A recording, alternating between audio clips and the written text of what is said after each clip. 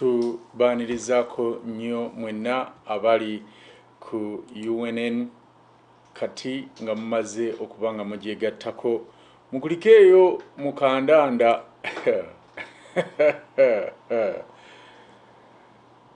England ekiri ku streets za London wano oyinza okulowooza ndi ekikopo ekitutte naye bakubye Iran jjukira goals 6-2 naye it's coming home lwe luyimba luli ku mimwa gy'Abangereza. Manyi bo buli kiseera naddala ku mpiira ogusooka kibeera kijja waka naye wetugendera okuweta ekkoona awo erya quarter final nga bitabuse. N'olw'ensonga eyo mbaaniriza mwenna abawagira England mwenna tuboozayoza olw'essanyu kubanga omupiira gunyuma goals. Abaaseno Bakayo Saka akubye goals 2 ndowooza ye musambi adiridde owa Ecuador. Temwewaana owa Ecuador yateeba goals 2 mu mupiira ogwaggulawo nga bazanya kata kati ne Saka naye akubye goals 2. So omwana future agirina naye lwakuba kale ttiimu gy'asambira era tewangula World Cup mpozi lwe bali mutegeka oba kale ne bakigula mu dduuka wali ewakatumwa awo bayinza okukitwala. Naye kale ka tutandike programu yaffe essaawa zijja kukyukakyukamu olwa World Cup kubanga programu twagala zinyiganga wakati w'omupiira ogusooka n'oguddako. Kati omupiira oguddamu gwa Senegal ne Netherlands twagala ate gutusange nga tumaze okuyiga then ate eriyo n'ogujja okusembayo ndowooza Uganda zijja kuba ssaawa 4 ez'ekiro. So tetwagala bajja mupiira gw'amatumbi budde ate tusome mpozi ekyo tunaakikola nga Friday okutuusa World Cup lwanaggwe. Eyo enkyukakyuka wano ku UNN egenda okubeera mu mpeereza zaffe naye nga just temporary oba kiseera buseera. World Cup waggwa tujja kuddayo ate oba oliawo mu budde bwaffe. Kale twataddeyo omutwe okugamba nti learn more about federal system in Uganda, what went wrong with the 1962 federal arrangement. Era ne tusaayo mbala ogwagambye nti it is out of ignorance and malice of the highest order that someone stand and decampaigns the federal system of governance in Uganda, given the dire sorry state in which Uganda is, that has been brought by the NRM Museveni regime for the last 40 years. Many anti-federalists could base on the 1962 federal arrangement to convince the ignorant that the federal arrangement is bad. They are totally wrong. Let us undo the lies. Njagala okulisaayo abo bonna abagenze okuwerekerako omugenzi mukadde waffe era abadde omulwanizi wa federo Nakinku Paul Kawanga Semwogerere. Kinkubye enkyukwe nti mu boogezi bonna ababaddewo namwandu yekka yasobodde okwogera ku federo. Mpuliddeyo n'amenye ebintu oba bibadde nga mutwala ebyatwala Abaganda okuwagira olutalo lwa Museveni naye ekya federo era akiresse. Kiki ekigenda mu maaso ne ba politician with federalism? in Uganda. Gwali wano oyinza obutakyebuza ansa ogirina. Kale twagala okwongera okusaba omwoyo gw'omugenzi omukama okuba nga agulamuza kisa. Katweyongereyo ne programu yaffe era nga tugenda kutandika ne preamble. Preamble yaffe eri about federalism and radio Uganda analogy. Njagala owulirize bulungi. Enkola eya federo esobola okugeraageranyizibwa ku nkulaakulanya ya radio. Okumala ebbanga ddene mwenna mukimanyi radio Uganda ye yali radio yokka mu ggwanga. The federal system can be compared to the growth of radio in Uganda. For several decades, Radio Uganda was the only radio station in the country. Era nga bwe kibeera mu Uganda n'ebintu ebipya kyali kirowoozebwa kubanga kino bwe kitera okubeera mu Uganda era nga bwe kibeera mu Uganda n'ebintu ebipya kyali kirowoozebwa nti radio stations empya bwe zikkirizibwa kijja kuviirako kuwunzika gavumenti. As usual, the case in Uganda, when something new is suggested, stakeholders in the status quo and among the prophets of doom loudly expressed fears that private radio stations would jeopardize national security and even aid and abet coup d'etat or coup plotters. Atera mu ngeri y'emu bannayuganda bangi bagamba nti ensonga zaabwe Radio Uganda yali tezifaako. At the same time, many Ugandans often complained that issues they cared about were not adequately covered by Radio Uganda. Many longed for programs in their local languages.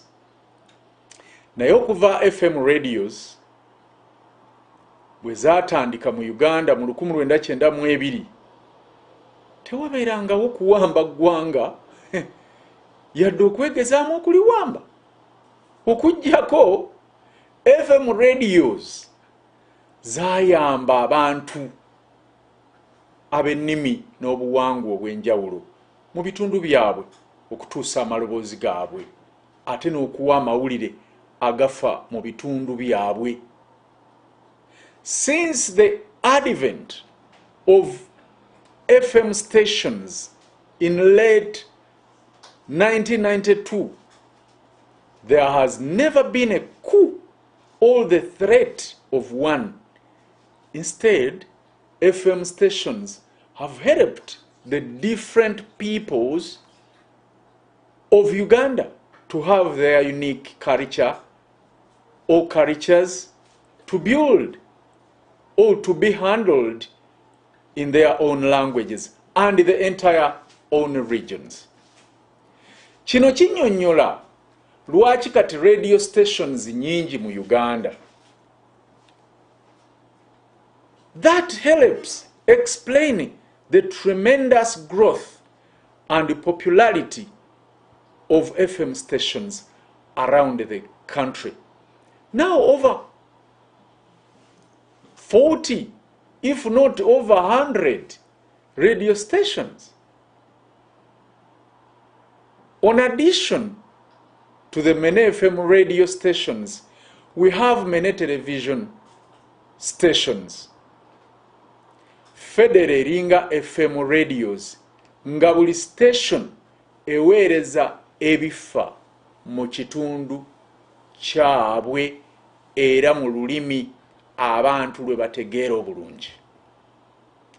Federalism is like the FM stations where today virtually each area has an FM station in its local language.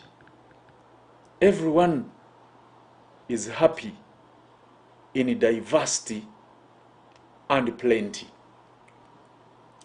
Federal era esobola bulungi okuleetera gavumenti eya wakati okunywera. Emabegako nga singa omuntu awamba Radio Uganda olwo abeera amaze okuwamba gavumenti. Naye kati kizibu nnyo oli ne bw'awamba Radio Uganda kati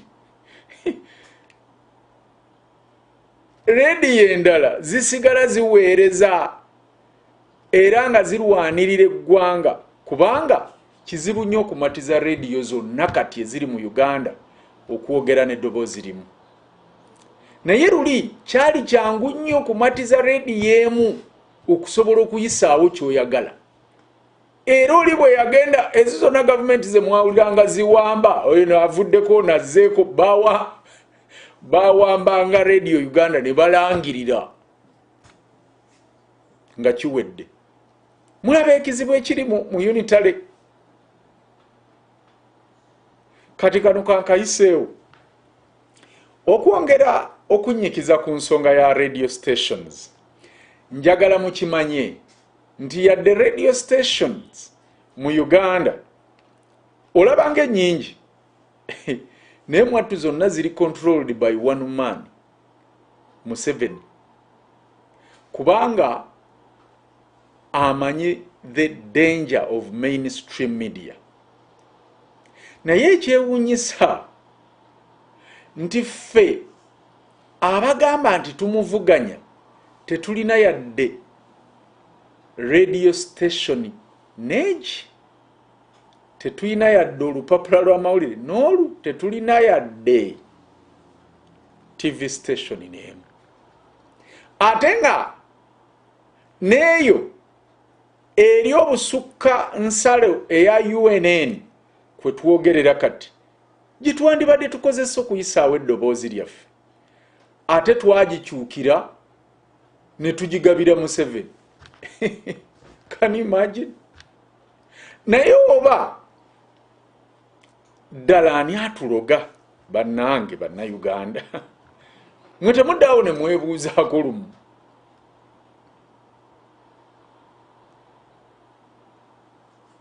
Kyokka ate tugamba tewali radio yadde TV mu Uganda kwe tukkirizibwa okuyisa eddoboozi lyaffe.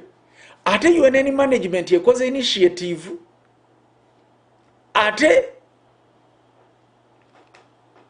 ng'egabira ddala ne airtime ow'obwereere buli ayagala okujja okuyisaawo ekya revolution.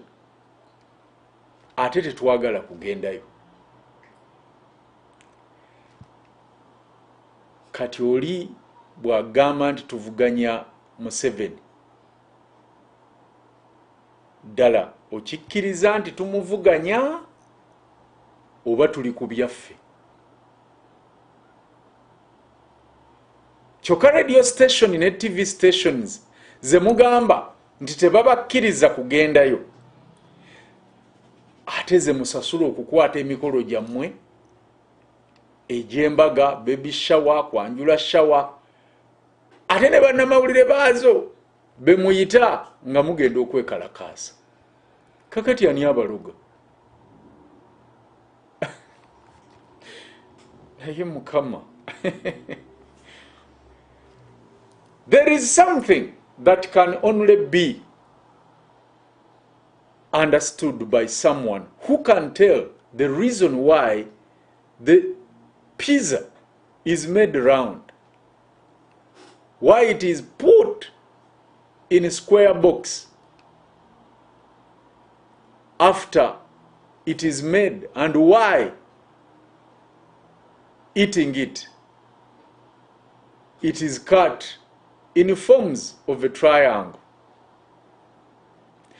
Naye bw'obeera tosobola kumanya ebyo, era ojja kusigala otambulira ku bannabyabufuzi ba Uganda abo nze mbayita bakasobeza ng'ekiwalaata ky'embuzi ekirekerera omutwe ne kigenda ku maviivi. Kawanga semwogerere kale ayinza okuba teyakola kimala, naye ebimu bye yakola oba byabaddeko y'enfuga eya federo. Naye ku mufu speeches bonna nga bwe bawadde bannabyabufuzi bemugoberera, tewali ayogedde ku federo nti semwogere gy'abadde alwanirira, n'aboogedde bye yabakuutira mbu nga tannafa tewali ataddemu federo. Singa tabadde namwandu kuvaayo ku kyanaamiriza, amazima abantu bano bakuusa. Federalism lends stability to the central government. Previously, a coup plotter who only had to take over Radio Uganda in order to take over government would now find it very difficult to convince each one of the 40 FM stations to carry his message. Okusobola okulwanyisa dictator, we need our own media station that is internationally recognized. Period. Ekitali ekyo olutalo lwe tulwana lwa kitonnyo. Yes, bino tuli mu kufumba tuli mu kuzanya kakebe. There is no way we are going to fight an international battle like a village fight. There is no way we are going to win a revolution in this modern and contemporary period using Stone Age methods. Ababagale mundu nkiddamu. Wars are not won by guns. Emundu zikola ebitundu 10 ku 10. The 90% is winning media trust through propaganda. Yensonga lwaki Museveni siye yalwana olutalo lwa GGYAKO-OBUCU naye yafuga. Kayira n'enkwanga abalwana baviiramu awo ng'ogusima ebbumba. Lwaki? Ensi ezisigadde tezabamanya. In fact ne Uganda teyabamanya. Singa CNN yavaayo n'ebanyonnyola kino nga bwe kyali, bangi mwali sigadde temumanyi. Museveni ng'ayita mu munnamawulire Omungereza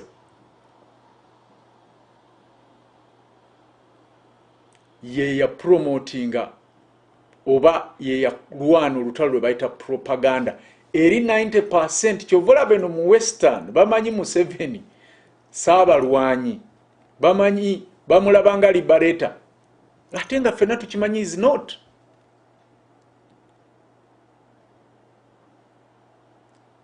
Naye yakozesa propaganda. Kati bwe tubagamba bino ebintu mutegeere nti we are basing on history, facts. So, era analog oba analogy ene ya radio Uganda gye tubabuuliddeko esobola okukola ku nkola eya federo, kubanga kizibu nnyo okumatiza regions oba nation states zonna nti eggwanga liwambibwa oba liwambibwe oba ssemateeka w'eggwanga akyusibwe. Kati omuntu yenna ayagala stable Uganda has to embrace the federal system of governance. The same goes for convincing all regional government to lend support in case of coup attempt.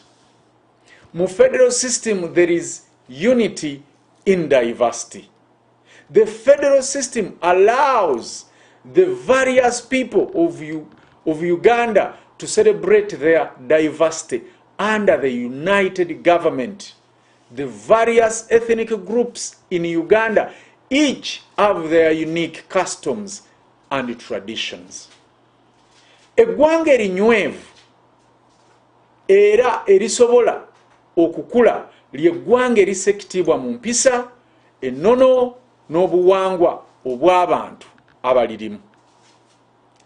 A sound nation and society can only be built on the preservation of our respective cultures instead of eroding them and leaving a vacuum. Enkola ya federo yokka yejja okuyamba okukulaakulanya ebyafaayo, olulimi, regional identities, empisa, ennono, obuwangwa wamu n'enneeyisa y'abantu mu regions zaabwe oba ne mu ggwanga okutwalira awamu. Regional federal of similar people or regional federation of similar people of Uganda will advance our culture, heritage, and will take advantage of our traditional systems of government and cultures to achieve development. This will enable us to develop our history, languages, regional identities, morality, traditions, and character among our people. Nsaba wano wennyini we tuba tutandikira programu yaffe olwaliro. Preamble word.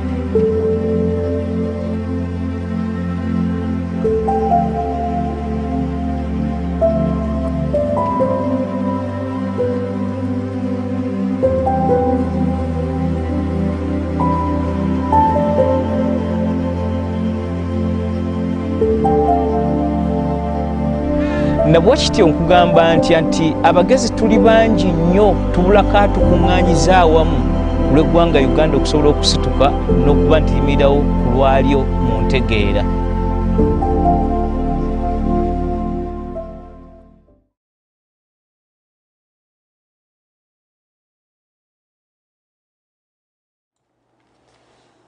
Kale mukulikeyo nnyo mu bubaka bwaffe obwo kansubire nti message ebulimu ebagenda mitwe buli kiseera.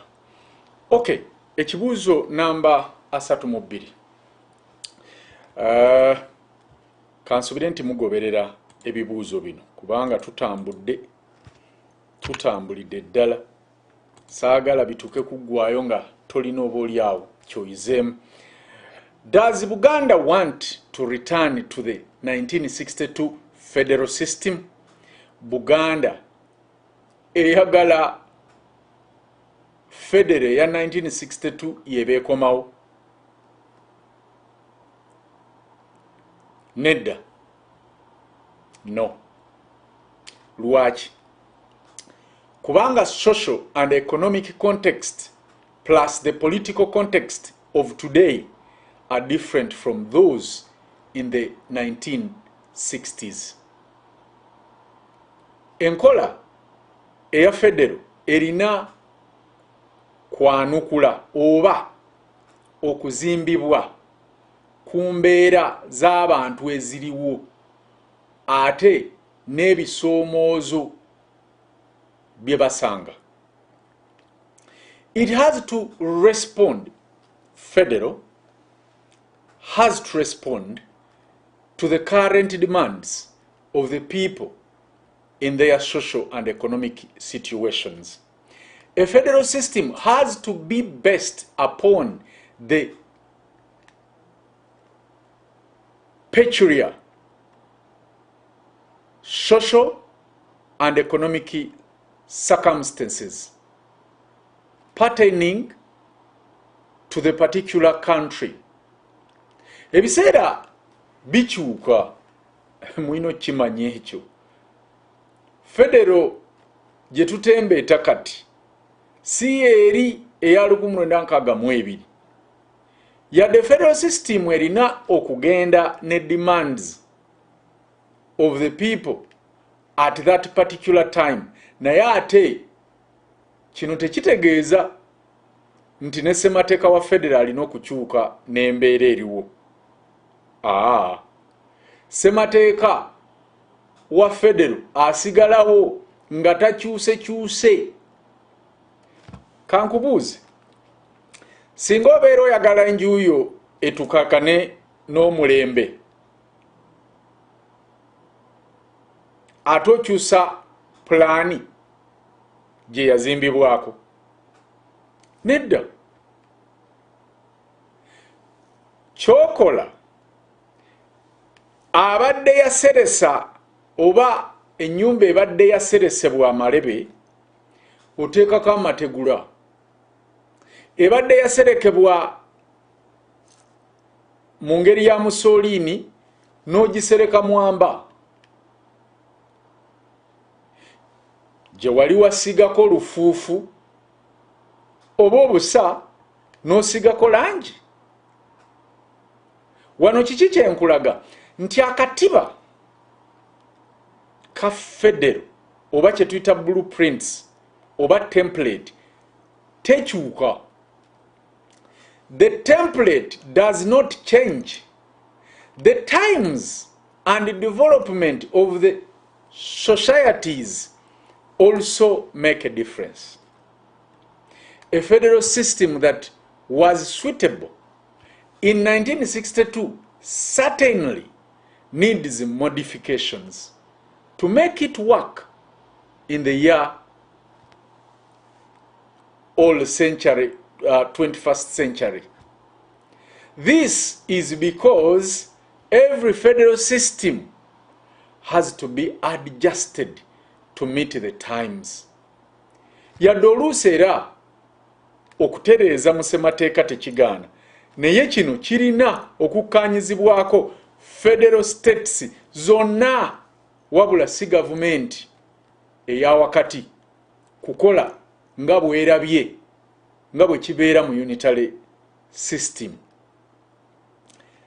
Other countries do this by periodic amendment of the constitution, but the amendment has to be agreed upon by all affected parties. Katugende ku kibuuzo ekya 3 What were some of the weaknesses of the 1962 federal arrangement? Bumulumulu ki obwali mu constitution ya 1962 ya federal? An example of necessary amendments to the 1962 federal arrangement or federal constitution is the scope of its application. Mu federal arrangement eya 1962 federal Bungereza gye yalekera Uganda, kubanga Bungereza ye yaleka oba ye yawa Uganda federal eno. Era ne buli Bwakabaka bwali n'obuyinza mu federal eyo oba mu constitution eyo obwenjawulo. Omanyi hard won things oba ebintu byotatuyanidde kale katukiteeke bwe tuti hard won things oba ebintu byotuyanidde obirwanirira okubisigaza kubanga biba byava mu ntuuyozo. Naye ebyo byotatuyanidde nga bikuweereddwa buweebwa tofaayo na kubikuuma kuba bagamba nti kwata n'owaayo nga wasikira bisikire. Eno federo yatuweebwa buweebwa kyovola nti yatulema okulwanirira bwe baali bagitwala. Kakati bannayuganda mbagamba buno bwe budde bannayuganda ffenna tulwanirire enkola ya federo okubukala mu Uganda. Olwo lwe tujja okusobola ate okulwana okulaba nti esigala mu Uganda oba omuntu tava eri ng'Obote bwe yava eri mu 67 n'agijjawo. Under the 1962 arrangement, federal status was only granted to the kingdom states of Uganda, and even these kingdoms had varying federal rights. Obwakabaka obulala nga bulina federo ate Busoga yalina semi federo mpoza ate n'ebitundu ebirala byali mu nkola ya unitary. Kati mu mulembe guno akatogo kano sike twagala tuddemu. Buli kitundu mu Uganda kirina okubeera n'eddembe okufuna federal status ejjudde era buli region erina okweyagalira mu nkola eno wamu n'okukozesa ebyobugagga bwerina okwekulaakulanya. The rest of Uganda had a unitary system. This was a recipe for envy, possible hatred, and created an imbalance that cannot be sustained today. Every region in Uganda should have the right to pursue federal status, and every federal region of Uganda should enjoy the same rights and privileges as the other federal regions in the country. Katweyongereyo ku kibuuzo namba 32. What type of federal system does Uganda want to see implemented? Federal ki Buganda oba Uganda gyeyagala okubeera implemented? Enkola ya federal erina okwawulamu eggwanga mu regions, era nga regions zino zirina okutunuulira ennimi, obuwangwa n'ennono z'abantu wamu n'embeera zaabwe okusobola okulaba nti eggwanga likulaakulana. A federal system of government should divide the country into regions, with the division taking into account the principle that people of the same or similar traditions, cultures, languages, and ways of life are put together to take into account and take advantage of their traditional systems of leadership, mobilizations, and way of life for development. In the case of the people of Buganda, the districts of Buganda would form the federal kingdom of Buganda and a non-political kabaka. Mu bintu oba mu bitundu oba nation states nga federal yaabwe eyinza okubeera nga tesonze ku nsonga nti bafaananya olulimi obuwangwa ennono, abantu bano ekibagatta zisobola okubeera embeera ze bayitamu. Kino tekitegeeza nti abo abalina ennimi obuwangwa n'ennono ebifaanagana tebayungibwa wamu olw'embeera ze bayitamu. Nedda, nabo the common denominator is not culture, language or customs, but the goals they set for themselves to see to it they overcome the challenges before them. Olulimi obuwangwa n'ennono, they are fundamental in communication and preservation of heritage. Naye in matters concerning regional development, the culture and tradition are contributors to development, but they give way to development. Kati wano bannayuganda basinga wetubulira naddala mu bibiina by'obufuzi mwe twesibye, tulemwa okuddira national issues ne tuzikulembeza, wabula fate ne tukulembeza party structures, party heads, party simanya bikoze bitya, party anthem, party colors. Okugeza singa gavumenti etegeka ensisira y'ebyobulamu okulwanyisa omusujja,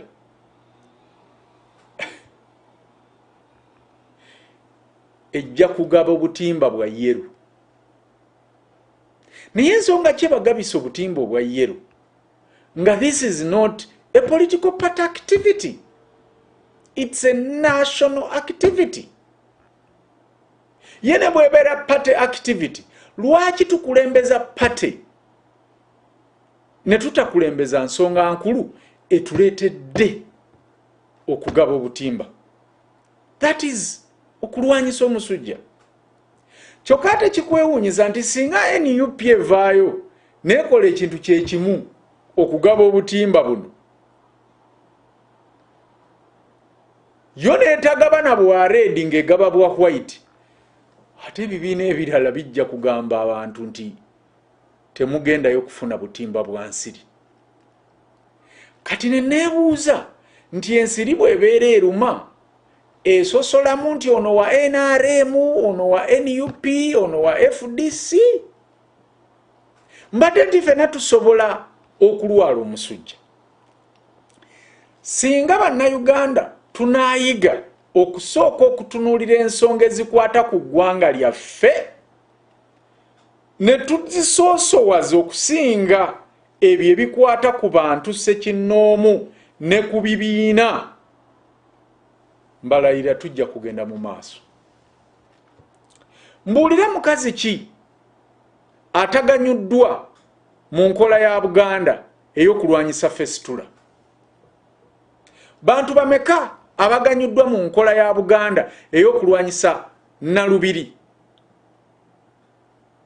gwe bayita Scoseos? Baganda bokka be baganyuddwa mu nteekateeka zino? Nedda. Njagala tukkirize nti Uganda esobola okukula mangu singa etambulira ku nkola ya federo, era singa kingdoms zenyigira bulungi mu development of the country. Naye yadde zikola kinene olw'okubeera nga NRM yakyawa obwakabaka, omulimo tegulaba, wabula eyagala kuzisaanya waate busaanya kingdoms zino. Kambabuulire, singa Omukama w'Abunyola akubiriza abantu be Abanyoro okugaba omusaayi, embuga z'amagombolola mu Bunyoro zonna zijja kujjula abantu. Naye omusaayi guno twebuuze guyamba Bunyoro oba guyamba Banyoro bokka?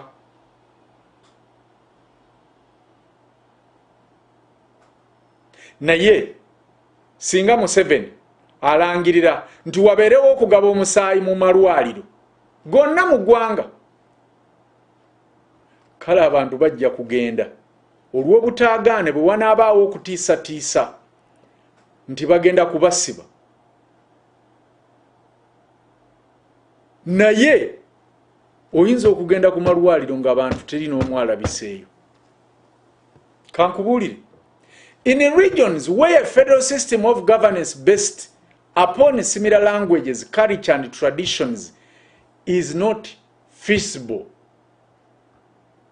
the people of those regions should be free to come up with their own federal system of governance in accordance to their needs and circumstances.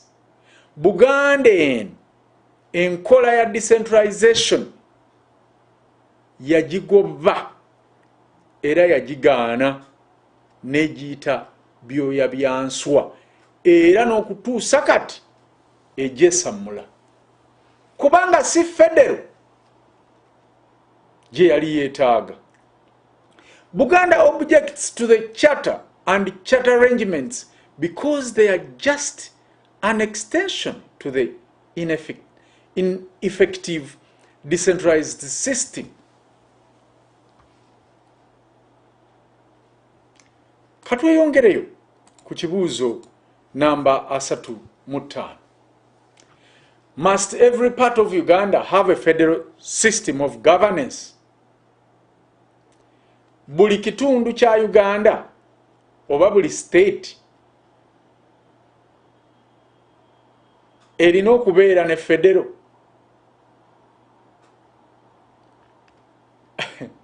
Kubanga tukkiriza nti federo lyekkubo lyokka ebintu byonna ebya Uganda mwe bisobola okuyita okukulaakulana, oba ebitundu byonna ebya Uganda mwe bisobola okuyita okukulaakulana. Uganda yonna erina okudda mu nkola ya federo, because we believe that the federal arrangement is the best way for all parts of Uganda to develop. All of Uganda should be governed under federal arrangement. Naye singa wabeerawo ekitundu oba oliawo ekitayagala nkola eno eya federo, olw'ensonga emu oba endala, ekitundu kino kirina kwevaamu kyokka ne kisalawo nga bateeseza boka okusigala mu nkola eya unitary, nga kitegeererwa federal government oba central government, era nga tekiganyulwa mu bintu byakyo oba mu bya bugagga byakyo, nga federal government yebikozesa oba yebikolako nebawaako mu kifo kya obyekolerako ne bagiwaako. Naye ng'ebitundu ebirala byo biri mu nkola eya federo. In the event that region does not desire federal status or desires a unitary system of government with the central government, that region should have the right to pursue that unitary system for itself, while the rest of the country that desires federal arrangement can pursue such federal arrangements. This is an accepted practice. Bannayuganda mukitegeera okuva leero. Amawanga agamu mu nsi galina federo, ate amalala galina quash federo. Naye ng'enkola zino ziri mu ggwanga limu. Some federal and quash federal states in the world have this type of system. Okugeza UK wano wendi erina unitary system mu bitundu byonna ebya England, ate era mu ngeri yemu erina semi-federal mu Scotland, Wales ne Northern Ireland. For example, the United Kingdom, where I am, has a unitary system over all areas of England.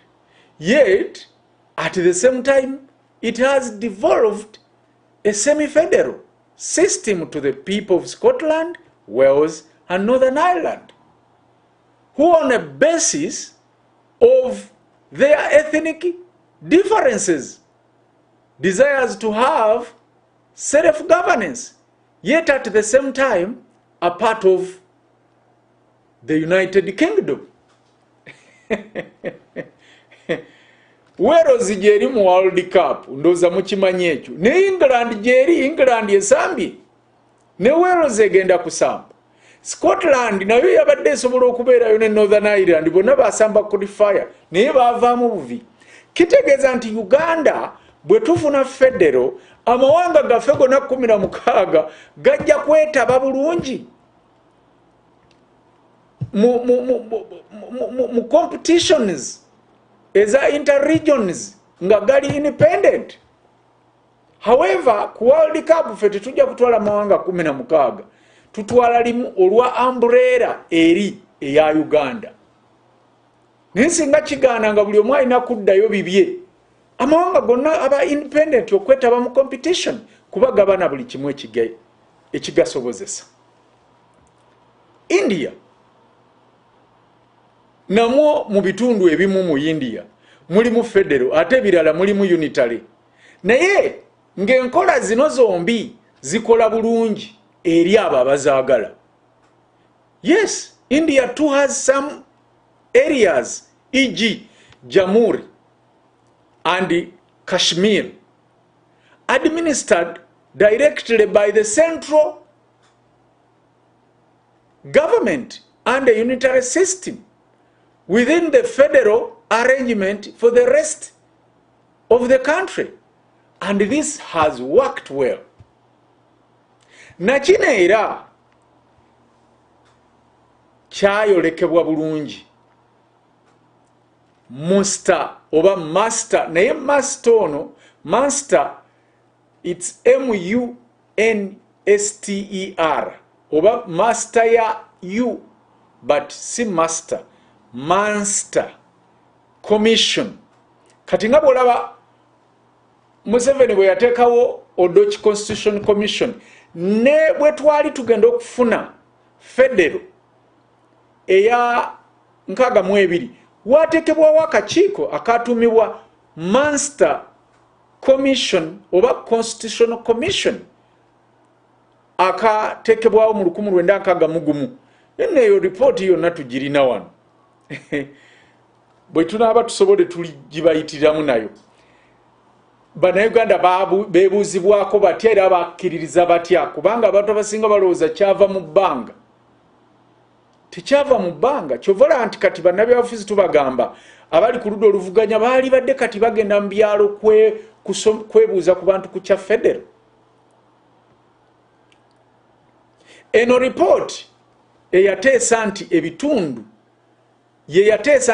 ebimu ebya Uganda bisobola okubeera mu nkola eya federal, ate ebyo ebyagala enkola eya unitary ne bigenda n'enkola eyo.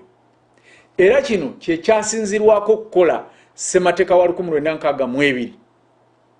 Nabagaye yalimu full federal, semi-federal ne unitary. This compromise was also reflected in the Munster Constitution Commission of 1961 that recommended the federal government for parts of Uganda and a unitary system for the other regions, which recommendation was taken up in the 1962 Constitution. Naye ate ffe kye tugamba nti ssemateeka alina okusigala mu akanyomero ke bataaleka mwoli oba akawaayiro akakkiriza ebitundu ebyo ebiwulira nga kati tebyetaaga federal, naye nga mu maaso bisobola okwetaaga federal, bibeere bya ddembe okwettanira enkola eyo, okusinga okusalawo olumu nti abagenze mu federal mugende eyo olubeerera, n'abagenze mu unitary mubeere eyo mirembe na mirembe. Ekyo nno mu kinootinge kuba kikulu. The scenario will be different from the 1962 situation, in that we propose that provision or provisions would be made in the Constitution to permit, I'm talking about the new Constitution we are going to make, to permit areas which do not immediately opt for the federal system to join at any time, unlike under the 1962 Constitution. They will not be blocked out forever. Abakulembeze bennono mu federal system tebajja kubeera bakulembeze mu byabufuzi, era tebajja kubeera na executive powers in the state. Kino twakinnyonnyola dda, nja kunoonya program nkiddemu nkitangaaza oba oliawo. Traditional leaders under any federal system would be non-political and would not exercise executive authority in the region. Mu Buganda, Kabaka ajja kubeera constitutional monarch wa Buganda, wabula si wa Uganda. In the case of Buganda, the Kabaka of Buganda would be a constitutional monarch over the people of Buganda. Wajja kubeerawo parliament y'eggwanga era ne executive. There will be national parliament and executive that would establish national legislative and executive policy for the country. Naye era ne federal regions zijja kubeera ne federal legislative and executive units. But the federal regions or state would also establish federal legislative and executive units to legislate, implement, and decide on regional matters affecting each particular region.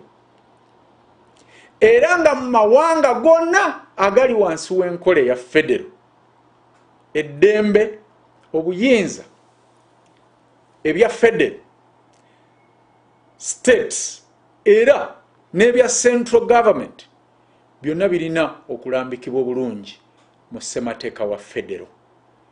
Era ng'okukyusibwakyusibwa kijja kubeera kyetaagisa at least ebitundu 2/3 ebyabakiise mu federal states 16 era ne ku national assemblies. Ekyo mukinotinge. Like in all countries where the federal system of government prevails, the rights of the federal states should be entrenched in both federal and national constitutions, with sufficient safeguards requiring a consensus of 2/3 majority in the federal and national assemblies before any alterations of these rights can be done. Politicians stole your future, you can get it back. Ekikutta obudde kiri buta, akagombe k'enkomerero katandise okuvuga. Mwebale nnyo, mwebalire ddala. Nsaba tuddiŋŋane ate olunaku lw'enkya, Omukama abankuumire. Nze Kimbugwe.